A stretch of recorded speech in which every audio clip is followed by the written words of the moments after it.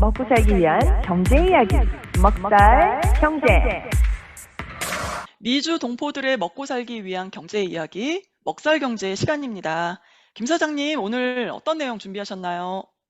네, 오늘 2023년 5월 3일 수요일 미 연준에서 기준금리 얼마를 인상할지를 발표했습니다. 그 사람들이 많이 예상을 했습니다. 아시다시피 그 인플레이션이 그래도 많이 지금 줄어들고 있죠. 여기 사진에 보시다시피 3월 같은 경우에는 한 그러네요. 5% 정도로 이렇게 잘 줄어들고 있어요. 꽤 많이 줄었습니다. 네. 아직도 높긴 높지만.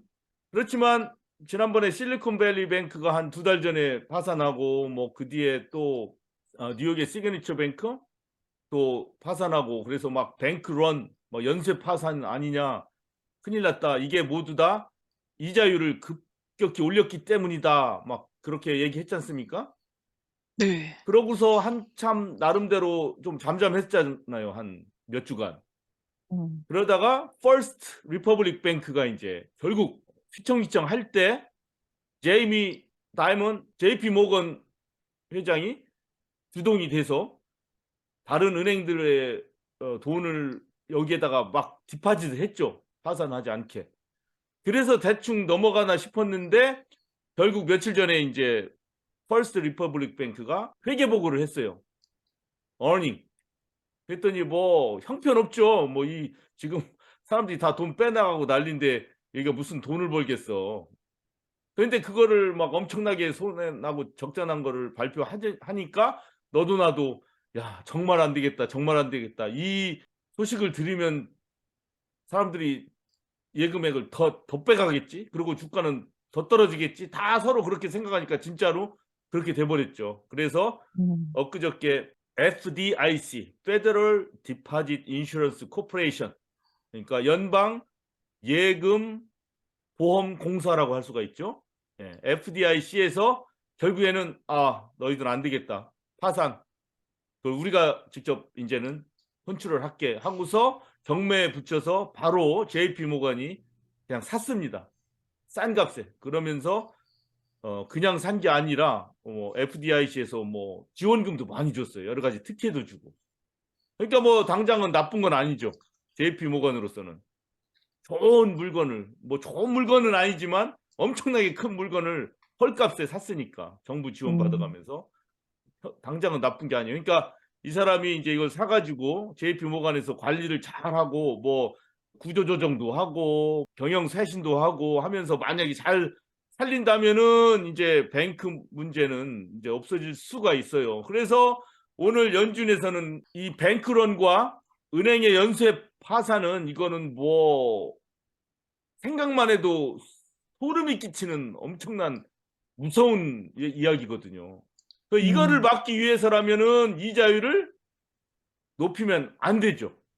이자율이 높아져서 이 은행들이 갖고 있던 번드의 가격이 떨어지면서 엄청나게 자산이 축소되면서 그것 때문에 불안해서 사람들이 디파짓을 빼나가고 막 그런 거였거든요, 이게. 그래서 이자율을 안 올릴 것인가 이렇게 생각했어. 그러나 인플레이션을 생각하면 5%로 많이 줄긴 했지만 그래도 올려야 되니까 결국에는 0.2% 정도 올리지 않을까 했는데 결국 0.2% 정도 올렸습니다.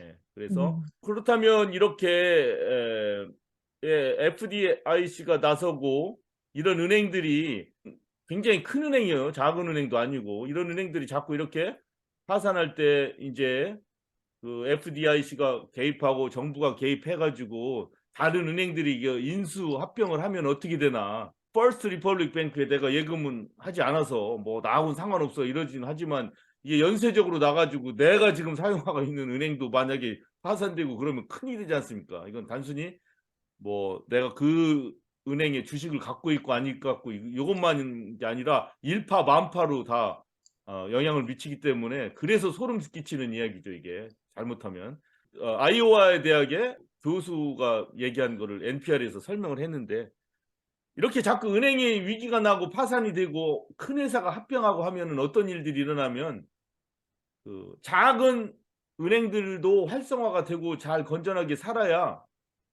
이 시골 지역에 있는 사람들이라든가 소규모 기업 우리 같은 작은 자영업자들한테는 유리해요. 맞아요. 돈이 큰 은행에 다 집중되고 하면은 이 큰 은행들은 론 같은 거 잘 안 해요. 큰 기업체에게만 론을 해줘요. 음, 왜? 뭐 아쉬울 게 있어서 주겠어요. 큰 은행이. 예? 음, 도시에 있는 큰 회사들한테만 론을 줘요. 이 은행이 커지면. 자꾸 작은 은행들이 잘 산재해 있고 돈도 여기저기 분산이 돼 있어야 이런 은행들은 시골 지역, 이 소기업, 자영업 이런 데에도 론을 잘 준다고 대출들을. 그래서 지금 같은 과정 때문에 이렇게 자꾸 JP 모건이 이렇게 뭐 펄스 리퍼블릭을 뭐 인수하고 뭐 자꾸 이런 과정이 자꾸 되다 보면은 돈이 집중이 돼요. 큰 은행에. 그래서 결코 우리들한테도 별 뭐 유리하지 않다. 인수합병이 진행되고 컨살리데이티드 자꾸 집중화되면은 시골에 있는 지점 같은 거 다 문 닫아 버리잖아요. 뭐 그런 거 굳이 운영할 필요 없잖아요. 돈 안 되는 것들.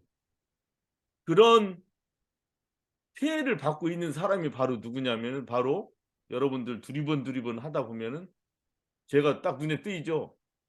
바로 제가 시골에 있는 자영업자예요. 자영업자들. 음, 그래서 제가 거래하는 은행이 저희 동네에서 문을 닫았기 때문에 지금도 어, 일주일에 한 번씩 30분 운전해서 갔다 오잖아요. 아, 물론 저희 동네에 다른 은행도 있지만 그 은행에서만 제가 해야만 하는 사정이 있거든요. 음, 그러니까 이 아이오와의 교수가 한 얘기가 딱 나를 얘기하더라고 바로. 그래서 아우, 굉장히 맞아요. 그래서 이게 불편하시겠어요. 남의 일이 결코 음, 아니구나. 막 바로 나하고 맞아요. 직결되는 얘기구나. 이렇게. 그 또 저는 걱정이 그 상업용 부동산들이 지금 위험하다고 그래가지고 그또 상업용 부동산을 지역에 있는 작은 은행들에서 많이 이렇게 론을 해줬잖아요. 예. 그래서 그 제발 그 지역에 있는 은행들이 제발 무너지지 않았으면 좋겠어요. 저도 경험이 있는데 작은 은행 거래한 경험이 한 2년 전인가요? 그 한참 저 인트레스트 레이트 낮을 때 저희 집을 리파이낸스를 했어요. 음. 그 저희는 이제 주 거래은행이 이제 큰 뱅크 오브 아메리카라 가지고 음. 거기 갔더니 자기네는 그런 거 안 한다고 작은 데다 가보라고 로컬에 있는 맞아요. 작은 은행. 예. 그게 가니까 너무 친절하고 너무 빨리 잘해주는 거예요. 저는 깜짝 놀랐어요. 아, 이렇게 작은 은행이 이런 이점이 있구나. 아. 그 리파이낸스 하는 것도 그냥 해가지고 바로바로 전화도 받고 왜 우리 큰은행 전화하다 보면은 뭐 20분씩 홀드해야 돼요. 근데 음. 거긴 바로 전화 받아가지고 어떻게 되는 건지 나라고 얘기를 안 했는데도 전화번호 보고 바로 미스 CEO라고 알더라고요. 예. 그 원에 헌드레드 넘버 전화하잖아요. 그 브랜치로. 또 로컬 넘버로 예, 브랜치 전화해도 큰 은행은 절대 브랜치로 예, 안 가요. 그냥 기다려야 돼요. 커스터머 서비스 막 한참 기다리고 예, 바로. 그러잖아요. 근데 조그만 그러니까. 은행들은 직접 전화하면 그 브랜치 사람들이 받아줘요. 예. 예. 로컬의 이런 건강한 은행들이 로컬 사람들의 그 론이라든지 뭐 큰 은행에서 못 해주는 그런 그렇죠. 서비스들 제가 문턱이 좀 직접 낮고 경험해 봐가지고 맞습니다. 예. 꼭 살아남았으면 좋겠어요. 예, 이게 뭐 신용 조사 뭐 이런 것들을 뭐 철저하게 안 하고 이렇게 약간의 단점은 있긴 있지만 경기가 이렇게 활성화되고 작은 회사들도 잘 음, 해나갈 수 있으려면 이 작은 은행들이 활성화돼야 돼요. 미나님 말씀이 맞습니다. 그리고 또 한 가지 제가 개인적으로 드는 생각은 FDIC가 25만 불 보장해 주지 않습니까? 예. 예, 요번에는 예외였죠. 실리콘뱅크하고 이 시그니처 뱅크하고 지금 퍼스트 리퍼블릭 뱅크는 금액에 상관없이 다 준다고 그랬었잖아요. 그러니까 예. 이것도 지금 애매모호해요. 왜 옛날에는 다른 은행들을 할 때는 뭐 25만 불만 딱 주고 이 은행에 디포짓 한 사람들은 다 갚아주냐. 이거 차별이잖아요. 이거 엄청난 차별. 이건 뭐 기준이 그렇죠. 뭐야 그럼 이렇게 되면. 네. 예. 이런 문제가 있는데 한 은행에 계좌 2개라도 25만에서 50만 불 주는 거 아닙니다. 그럼요. 내가 그럼 어떻게 계좌가 돼요? 4개, 5개 있어서 돈이 200만 불 있어도 한 은행에서는 딱 25만 불만 줘요. 한 손님한테. 1인당 예. 25만 불. 이거 계좌에 상관없이. 예, 계좌 수에 음, 상관없이 딱 1인당 25만 어, 불이에요. 그래서 저는 이런 생각이 들어요. FDIC가 25만 불씩 준다는 법이 언제 생긴 거예요, 도대체? 몇십 년도 더 지났거든요, 그게. 내 음, 기억만 해도 내 은행에 2000년에 미국 은행 갔을 때도 그거에 써 있었어요. 우리 은행은 FDIC에 가입되어 있는 은행이다. 그래서 부자당 25만 불 문제가 돼도 다 받을 수 있다. 근데 그게 20년도 넘고 내가 미국은행 가기 전에도 그게 똑같은 법일 텐데 내가 조사는 안 해봤습니다. 그럼 이게 30년, 40년 된 법이잖아요. 그러면 옛날 25만 불하고 지금 25만 불하고 같아요? 그렇죠. 다르죠. 옛날 25만 불은 음. 근사한 집 한 채일 거 아니에요. 대도시에. 그러니까. 그럼 지금 25만 불은 이거 뭐 무슨 전기차 한 대 값, 두 대 예. 값인가? 한 대 값인가? 음. 그렇지요. 그래서 이것도 안 맞잖아요, 현실에. 그래서 나는 그렇죠, 이 그렇죠. 제재에 25만 불 그 기준도 확 높이든지 아니면 아예 요새 뭐 정부의 데트 실링 지금 뭐 의회하고 지금 행정부 바이든 행정부하고 지금 실강이 하고 있는데 아니면 아예 다 대주든지 정부가 모든 미국 국민이 어느 은행이든지 예금한 거에 대해서는 다 보장한다. 아 이렇게 해버리든지. 진짜 그렇게 예, 하면 이거는 제 좋겠는데. 개인의 생각이에요. 그래서 그런 논의를 하고 있다고 그러더라고요. 그 아, 상한선을 좀 더 높이는 그래요? 걸. 예, 난 높여야 예. 된다고 봐요. 왜냐면 예. 인플레이션이 지금 얼만데 옛날 그러니까. 25만 불, 지금 근데 25만 그 불. FDIC도 어느 정도 그 자금의 한계가 있을 거 아니에요. 그 대신 그거 받아들이는 거 있을 거 아닙니까? 무슨 여러 가지 예. 은행으로부터 받는 거 있고 정부로부터 예. 받는 거 있고 그래요. 뭐 음. 텍스페이어 납세자의 뭐 세금으로 운영하는 게 아니라고 그래요. 그러니까 뭐 저도 은행에서 자세히 받는 거니까. FDIC가 돈을 받는 그 경로는 모르겠어요. 아마 은행에서 받겠죠, 다들. 예. 예, 은행이 처음에 설립할 때 얼마를 받는다든가 뭐 이런 식으로. 예, 그러면 그거 높여야 돼요. 그것도 높이고 다 높여야죠, 이제. 예. 그런 개인적인 의견입니다. 자, 오늘 중요한 일이라서 잠깐 얘기 나눴고 오늘의 본론 주제는 정말 우리가 이 전기차라든가 솔라 패널, 태양 에너지라든가 뭐 여러 가지 신기술 뭐 이런 것들을 지금 호기심 있게 공부도 하고 지금 사용도 해보고 하고 있는데 예. 그것들이 과연 우리가 생각했던 것, 들었던 것, 광고에서 봤던 것과 현실은 얼마나 차이가 있는가 이거를 또 미나님이 마침 그 테슬라 전기차를 사서 지금 한 2주 됐죠 이제. 네, 거의 3주 다 돼가요, 벌써. 그래요. 그래서 그때 사용하면서 과연 처음에 사기 전에 기대했던 것과 또 현재 좀 3주째 사용하면서 야 역시 이거는 정말 괜찮네. 근데 이런 거는 약간 조금 미흡한데 뭐 이런 게 있었습니까? 시승은 해보셨어요? 네, 이제 요즘 계속 그 차로 타고 다니고 있는데요. 제일 좋은 점은 아마 가스 스테이션에 안 가도 된다는 거죠. 이게 뭐 가스 스테이션 줄 서가지고 기다리고 특히 뭐 아리조나처럼 더운 데는 여름에 가스 넣는 게 고역이고 또 북쪽에 사는 분들은 또 겨울에 또 가스 스테이션 들려가지고 가스 넣는 게 고역이라고 그러더라고요. 막 기다려야 되고 추운데 또 나가가지고 또 이거 빼야 되고 넣어야 되고 막 그렇잖아요. 예. 그게 이제 좋고 그다음에 그 전자로 다 돼 있으니까 이제 그 셀폰으로 연결이 돼 있으니까 전자식으로 이렇게 다 할 수 있다. 숫자가 짝짝짝 제가 나오니까. 생각보다 제가 좀 실망스러웠던 거는 그냥 차를 세워놔도 이게 쭉쭉 빠지더라고요. 전기가요? 퍼센테이지가. 왜냐면 뭐 이게 빨간 뭐 불 같은 거 뭐 시그널 뭐 신호불 뭐 이런 게 있어서 그런가요? 날씨에 기본적으로 따라 들어가는 거. 가지고 예. 만약에 날씨가 더우면은 캐빈 오버히트 프로텍션 뭐 그러면서요. 안에가 100도가 넘으면은 얘가 식혀주는 거예요. 그거를. 자동으로. 자동으로 이- 식혀줘가지고 하나도 운전을 안 해도 얘가 저절로 이렇게 퍼센테이지가 빠지더라고 전기가. 하여튼 전기가 시동을 레벨이 끈 상태인데도 그래요? 끈 상태도. 음. 그래서 생각보다 전기가 그 빨리 넣은 단다. 것만큼 네. 생각보다 전기가 빨리 음. 단다. 요 그리고 사진은 또 뭐예요? 지난 31일간? 요거는 뭐냐면 예. 제가 차를 4월 14일 받아가지고 지금이 5월 3일이잖아요. 예. 거의 20일 됐는데 제가 이제 차지를 한 게 221kW예요. 예. 토탈 코스트가 18불이라는 거죠.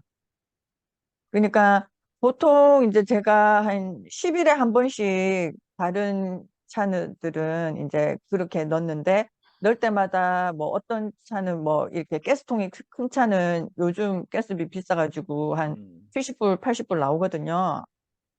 거기에 비하면 이제 훨씬 코스트가 작게 들어갔다. 그러면 18불 이렇게 들여서 몇 마일 정도 뛰신 거예요? 쉽게 얘기해서. 그래야 우리가 감이 올 것 같아. 535마일 그리고 또 제가 그때 말씀드렸잖아요. 그 보험료가 다른 차보다 비싸다고. 예. 그러니까 이제 제가 테슬라 그 자체 보험을 들었었는데, 예, 이런 식으로 이제 제가 어떻게 운전하는지, 뭐 브레이크를 세게 밟는다든지, 어그레시브 터닝 막 이렇게 터닝을 세게 한다든지, 뭐 앞차를 너무 가깝게 따라간다든지, 뭐 그런 거를 다 체크를 하는 거예요, 얘가. 그 이제 100점이 안전한 거예요? 그렇겠죠. 100점으로 갈수록 안전하겠죠. 97점. 어이구, 미나님 뭐 수학 점수보다는 좀 낮지만 굉장히 헐 높은 낫죠. 점수네요. 예. 예.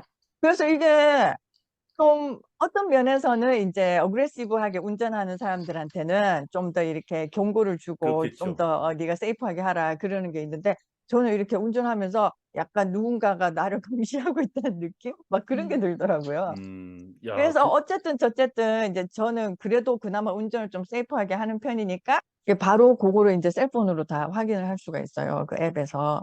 그래서 저는 이제 97점이니까 원래 110불 내던 거를 이제 6월 14일부터는 80불, 80불. 86전으로, 예, 그러니까 30불이 내려간 거예요. 와, 바로 그게 음. 보이네. 그러니까 예, 위험하게 바로, 운전하면 보험료 올라가고 그러니까, 안전하게 하면 내려가고. 예, 그렇더라고요. 야, 이런 것도 신기하네요. 예. 근데 이게 좋은 점도 있지만 좀 부담스러운 점도 있더라고요. 너무 자유가 없을 것 같은데, 또 이러면. 그러니까, 그래서 일장일단이 어. 있구나 싶더라고요. 아니, 이거는 예, 얌전하게 운전하는 분한테는 점수를 주되 예. 난폭 운전은 그냥 가차 바로바로. 없이. 아니, 음. 난폭 운전 한다고 해서 올리지 말고 그분들은 이제 상한선 쫓겨난다고 두고 그러더라고요. 그러면 좋을 텐데. 그 어느 어. 하한선까지 내려가면은 그 테슬라 인슈런스 쫓아낸다고 그러더라고요. 아, 쫓아낸다. 예, 자, 그리고 또 혹시 예. 실망스러웠던 점 또 있어요? 이제 그게 배터리가 빨리 좀 생각보다 빨리 내려간다는 거. 음, 그리고 또 뭐 얘기하고 싶냐면은 이게 그 배터리 때문에 이 차체가 무겁잖아요. 예. 그래서 제가 듣기로 이 타이어가 빨리 단대요. 예. 그거 오. 우리 미우새 지난번에 우리 같이 얘기 나눴어요. 한 1년, 아, 거의 1년 그래요. 전에. 예. 그렇죠. 맞아요. 전기차에 대해서 그래서 우리. 그 타이어가 어, 마모되면서 생기는 그 여러 맞아요. 가지 물질들이 또 공해에 굉장히 그러니까. 맞아요. 큰 공해로 기억나요. 올라간다. 예. 예. 음. 그래서 제 생각에는 이게 그 경제적인 측면에 있어가지고는 비슷비슷하지 않을까 그런 아, 생각이 들더라고요. 결론적으로는. 예. 어. 왜냐면 타이어가 또 그러니까. 엄청 비싸요. 아우, 비싸죠. 예. 그게 다른 조금 타이어보다 더 비싸죠? 다른 타이어보다 이게 두껍더라니까. 예, 그 그럼 무게를 비싸죠. 견뎌야 되니까 두꺼운 타이어를 써야 된대요. 그러니까 일장일단이 있네요, 그, 아직까지는. 예, 그러니까 이게 배터리가 문제인 것 같아요. 배터리가 무겁고 또 이거 예, 재생이 안 되니까 또 버리는 거, 이게 산업 그러니까. 폐기, 이게 또 문제고, 이 환경적으로.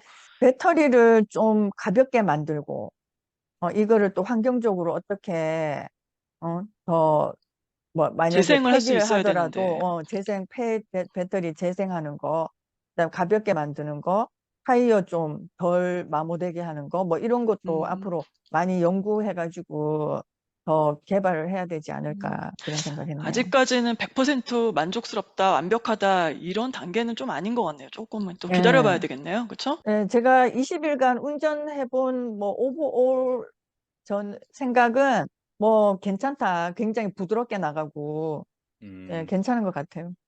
예. 보험 전반 좀 해결이 음. 앞으로 미래에 더 되면은 진짜 좋겠다. 그렇게 생각했습니다. 그러면 저는 이제 그래서 예, 저도 이제 미나님과 같은 똑같은 차에 대한 경험은 아니지만 현재 예, 농장에 건물을 지으면서 문제가 생겼어요. 음, 이 건물을 무슨 짓 문제요? 때 짓는 거는 아무 문제가 없어요. 근데 예, 여기에 이제 오프 그리드로 정말 기존의 전력을 사용하지 않고 예, 자체적으로 청정 에너지를 써서 예. 전기도 쓰고 하겠다는 게 물도, 꿈이었잖아요. 그것 때문에 예, 모든 것을 시작한 건데, 그래서 그러니까, 이제 당연히 솔라 패널을 쓰려고 했겠죠. 그거 음, 하기 전에 현재 진척 상황을 잠깐 말씀드리겠습니다. 예, 요거는 제너렉이라는 발전기 음, 에 따른 스위치예요. 스위치. 왜냐하면 전기 스위치 있죠? 온, 오프 하는 거. 발전기에서 나오는 전기가 여기에 연결돼서 이제 온, 오프, 켰다 껐다 하는 그 장치고, 그 다음에 발전기 자체는 오늘 도착했습니다. 텍사스에서 온 건데, 아는 분들의 추천을 받아보니까 이 제너렉이라는 회사가 그냥 괜찮아요. 그래서 제너렉, 이게 8002라는 모델인데, 이게 발전기예요. 예, 이제 가솔린, 가스, 그리고 디젤 세 가지를 다 쓸 수 있어요. 예, 세 가지 중에 어느 것인지 쓸 수가 있고 10kW 정도가 나올 수 있습니다. 그러니까 10,000W. 예를 들어 10,000kW. 예, 그러니까 전구 같은 게 30W 쓰죠. 50W. 냉장고가 뭐 한 300W, 500W 이렇게 쓰잖아요.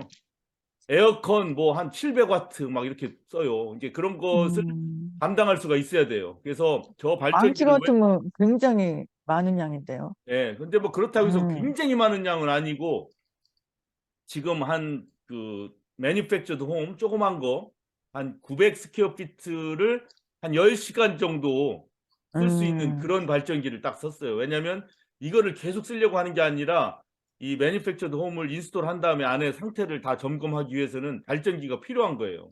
그래서 그거는 내 구매자가 의무적으로 이거를 제공을 해야 됩니다. 그렇지만 거기 지금 전기 시설이 안 돼 있기 때문에 이 임시적으로 이 발전기 써야 돼요. 그리고 나서 이제 솔라 패널을 쓰려고 해서 이제 아는 전기쟁이와 얘기를 했죠, 상의를.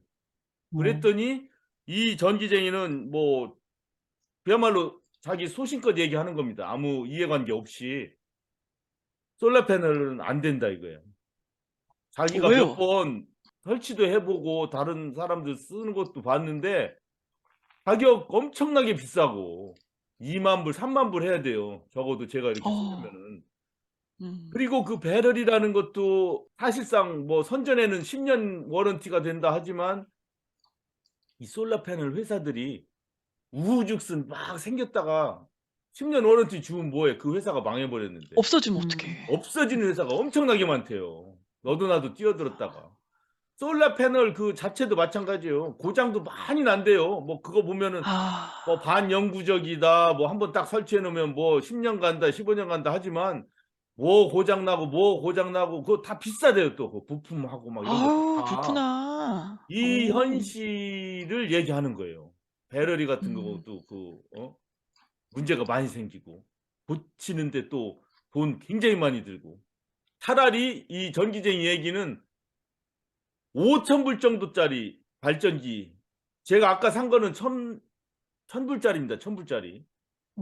그냥 차라리 제너레이터 5,000불짜리를 딱 사가지고 그냥 가스 넣고 하는 게 그 솔라 패널 하는 것보다는 100배, 1000배 낫다고 그냥 힘주어 강조하더라고요. 그럼 어떻게 그 꿈의 그림 아직까지 실현을 그러면은 못 하겠네요, 김 사장님. 지금까지 우리가 꿔왔던 그 뭐 청정 그러니까. 에너지 이런 것이 솔라 패널이라고 해서 막. 근데 우리가 사실 얘기를 안 했던 게 아니에요. 옛날에 전기차라든가 솔라 패널 할 때 배터리 이 기술은 말만 첨단이고 리튬이 어떻고 하지만 그 개념 자체 그 화학 반응으로 해가지고 플러스가 1, 2가고 마이너스가 1, 2가고 하는 거를 뭐 하나 넣어가지고 뭐 플러스 할 때 그 무겁고 무식한 거를 가득 만들어가지고 쓰다가 몇 년 있으면 그거 버리고 제가 셀러폰 장사 해봐서 알지만 네. 옛날 20년 전부터 플립폰에서 나온 배터리들 뭐 카메라폰에서 나온 배터리 이게 얼마나 많아요. 우리 가게 조그만 가게 하나에서 나온 것만 해도 그게